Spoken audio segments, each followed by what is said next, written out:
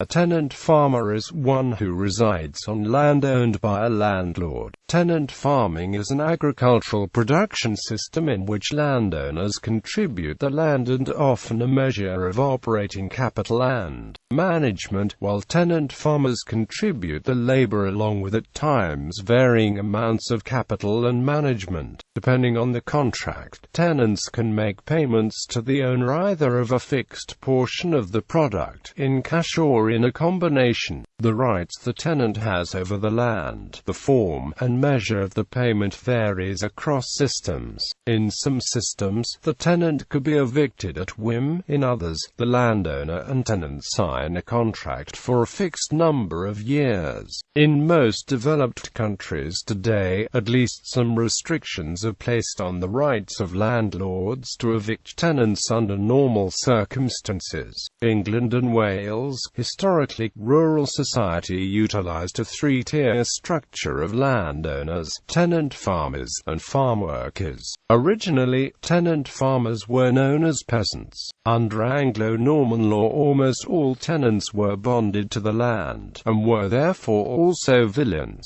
But after the labor shortage occasioned by the Black Death in the mid-14th century, the number of free tenants substantially increased. Many tenant farmers became affluent and socially well-connected, and employed substantial number of laborers and managed more than one farm. Tenancy could be either in perpetuity or rotated by the owners. Courtiers held much less land. The 17th century to the early 19th century witnessed the growth of large estates, and the opportunity for a farmer to hold land other than by tenancy was significantly reduced, with the result that by the 19th century about 90% of agricultural land area and holdings were tenanted, although these figures declined markedly after World War II to around 60% in 1950, and only 35% of agricultural land area in 1994.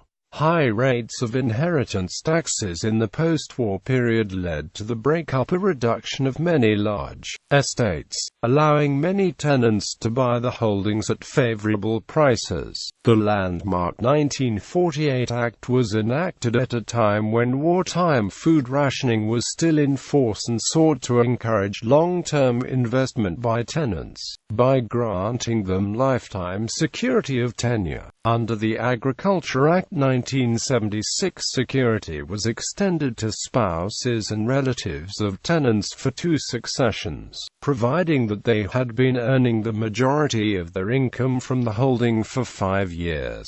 Succession rights were, however, withdrawn for new tenancies in 1984, and this was consolidated in the Agricultural Holdings Act 1986.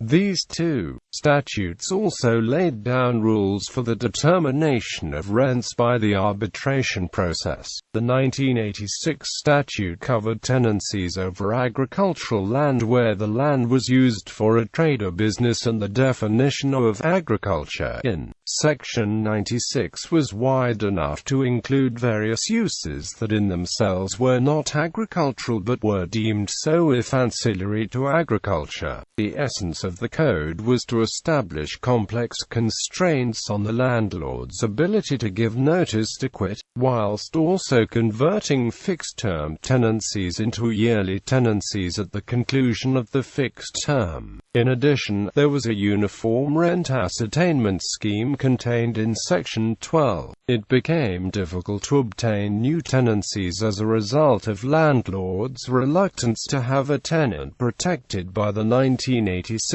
Act, and in 1995 the government of the day, with the support of industry organizations, enacted a new market-oriented code in the form of the Agricultural Tenancies Act 1995. The protection of the 1986 Act remains in respect of tenancies created prior to the existence of the 1995 Act, and for those tenancies falling within Section 4 of the 1995 Act. For all other tenancies granted on or after the 1st of September 1995, the regulation is within the 1995 Act framework. That act was altered with effect from the 18th of October 2006 by the Regulatory Reform Order 2006 SI 2006-2805, which also contains changes to the 1986 Act. Tenancies granted after the 18th of October 2006 over agricultural land used for a trade or business will fall within the limited protection of the 1995 Act, so as to enjoy a mandatory minimum 12 months written notice to quit, including in respect of fixed terms. There is for all tenancies within the scope of the Act a mandatory tenant's right to remove fixtures and buildings together with compensation for improvements. The rent review provisions in Part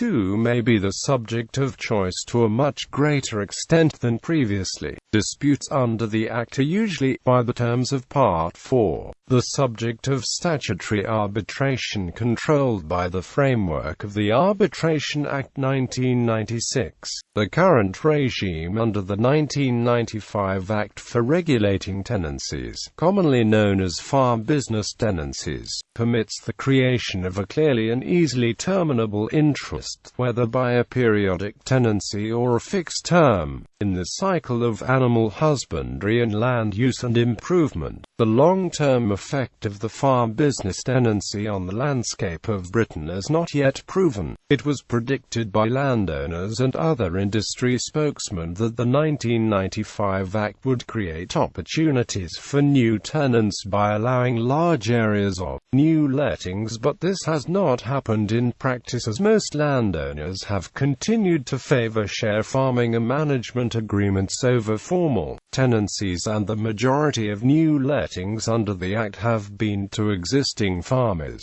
often owner-occupiers taking on extra land at significantly higher rents than could be afforded by a traditional tenant. Canada. Tenant farming immigrants came to Canada not just from the British Isles but also the United States of America, Ireland. Until about 1900, the majority of Ireland was held by landlords, as much as 97% in 1870, and rented out to tenant farmers who had to pay rent to landlords and taxes to the church and state. The majority of the people had no access to land.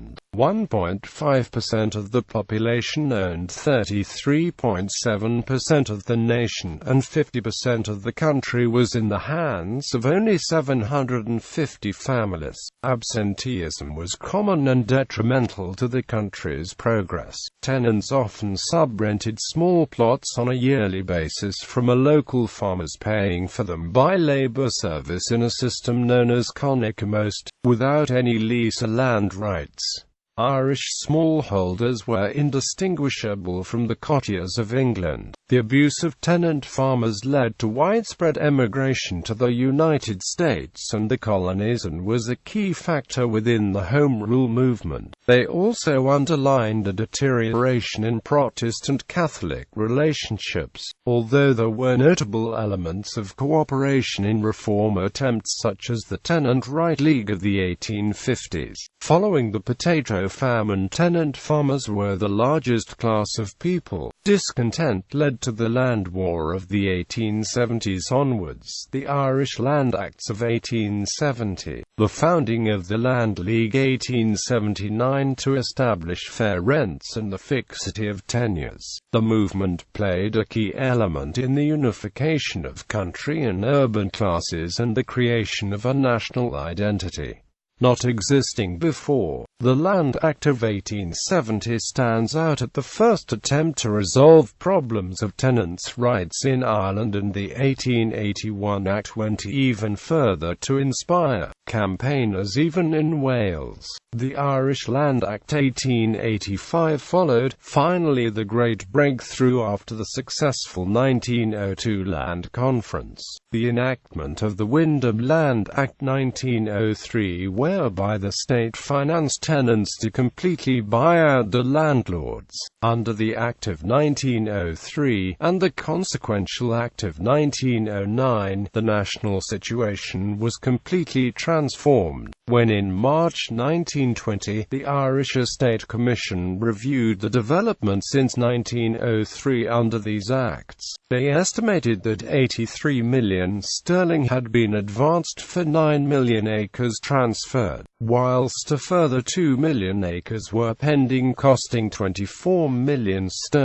By 1914, 75% of occupiers were buying out the landlords, mostly under the two acts. In all, under the pre-UK Land Acts, over 316,000 tenants purchased the holdings amounting to 11,500,000 acres out of a total of 20 million in the country. On the formation of the Irish Free State in 1922, the Irish Land Commission was reconstituted by the Land Law Act, 1923. The Commission had acquired and supervised the transfer of up to 13 million acres of farmland between 1885 and 1920, where the freehold was assigned under mortgage to tenant farmers and farm workers. The focus had been on the compulsory purchase of untenanted estates so that they could be divided into smaller units for local families. In 1983, the Commission ceased acquiring land. This signified the start of the end of the Commission's reform of Irish land ownership. Though freehold transfers of farmland still had to be signed off by the Commission into the 1990s.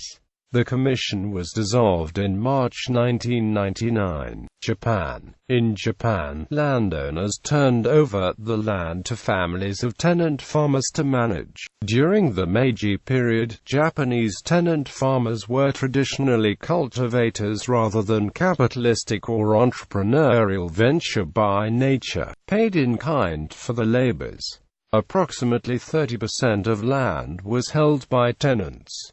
Many aspects of Tokugawa feudalism continued. After World War II, the Farmland Reform Law of 1946 banned absentee landlordism, redistributing land and permitted tenants to buy. By the 1950s, it virtually eliminated the landlord-tenant relationship. Scandinavia. Historically, despite being part of the Scandinavian unions, the countries of Denmark, Sweden and Norway had differing approaches to land tenure. Norway tenant farmers in Norway were known as husmen, and were most common in the mid-19th century when they constituted around 1/4 of the country's population. Heavy demands were placed on these tenants by the landlords, the bondra land-owning farmers. The majority of the husman's working hours were usually taken up by work for the landlord, leaving him little time to work on his own land to better his own situation.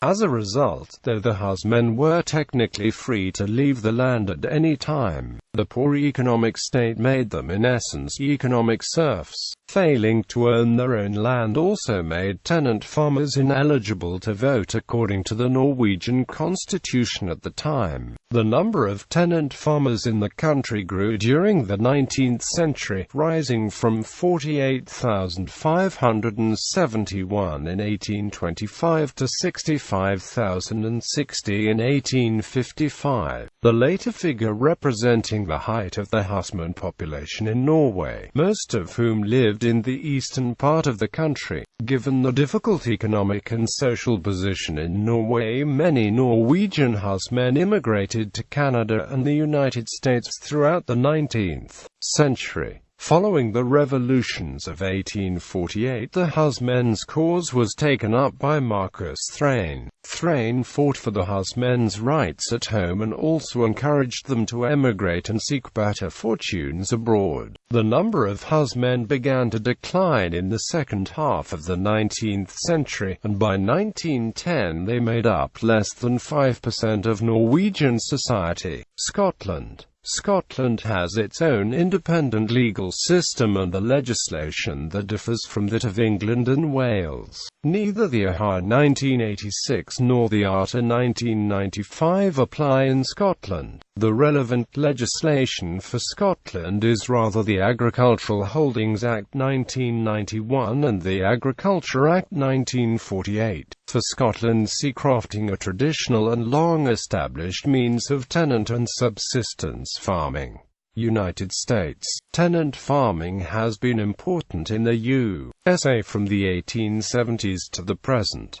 Tenants typically bring their own tools and animals. To that extent it is distinguished from being a sharecropper, which is a tenant farmer who usually provides no capital and pays fees with crops. A hired hand is an agricultural employee even though he or she may live on the premises and exercise a considerable amount of control over the agricultural work, such as a foreman. A sharecropper is a farm tenant who pays rent with a portion of the crop he raises and who brings little to the operation besides his family labor. The landlord usually furnishing working stock, tools, fertilizer, housing, fuel, and seed, and often providing regular advice and oversight. Tenant farming was historically a step on the agricultural ladder from hired hand, a sharecropper taken by young farmers as they accumulated enough experience and capital to buy land in the 1920s.